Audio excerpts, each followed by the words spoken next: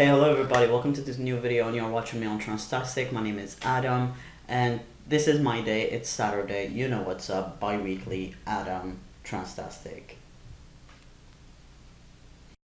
I think today's topic was my idea because it's very important to talk about, I feel. I'm going to talk about my own experience when it comes to this topic. So first of all, I'm North African, I'm Algerian, and I live in Canada, yes, but kind of like because I transitioned as soon as I left Algeria, alright.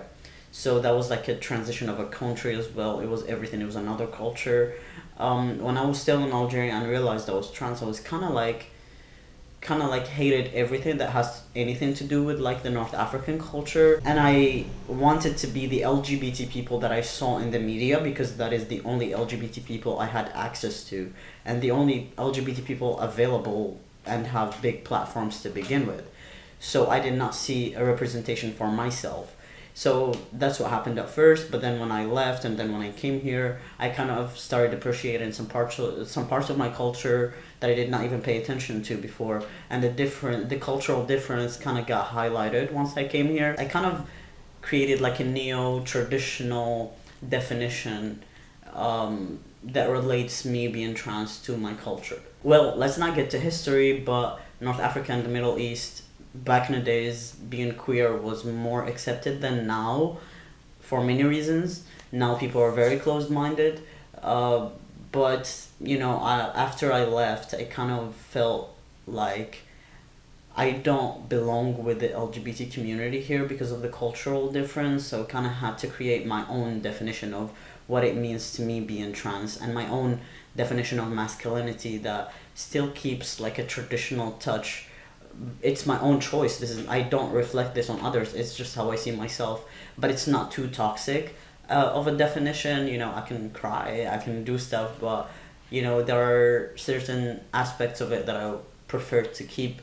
It sounds very simple, but it took me a lot, and I bet, you know, if there are other Arab trans people watching me, they would relate because it's a struggle. But then I decided I want to be that person that is very out there now, and like instead of waiting for to have that person in the media, I want to be that person now, and people like I used to be need that type of representation that isn't very, you know, whitewashed, that isn't very Western, that is still Eastern but still trans. Fair enough, right? But I feel being trans also affected my politics. Right when I realized I was trans and when I was quite androgynous and I was not very passing, I had different ideologies from what I do now. But I think there is nothing wrong with it. I feel like now I'm more traditional in my definitions overall. That's why I wanted to merge these topics together, culture and politics, because I feel like, you know, they are quite related.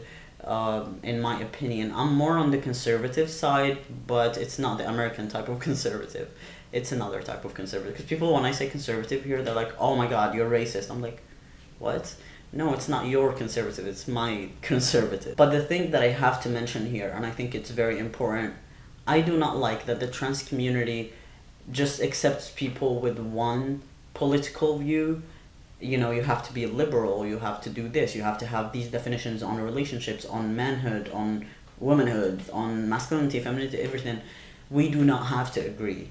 You know, as long as, you know, nobody's hurting anybody, everyone is free to believe whatever they want, and everyone is free to define masculinity the way they see it, as long as they're not reflecting, you know, their self-hatred on others. I get it. Like, a part of me does get it, because here, like in North America, and so you like, it's more the liberal movement that was quite supportive of the LGBT community. That's why everyone feels the need to be liberal. But then again, I'm just here to tell you that you can believe politically in whatever you want. That does not make you less trans. This is your turn to tell me, how did your culture affect you being trans and vice versa, as well as political views.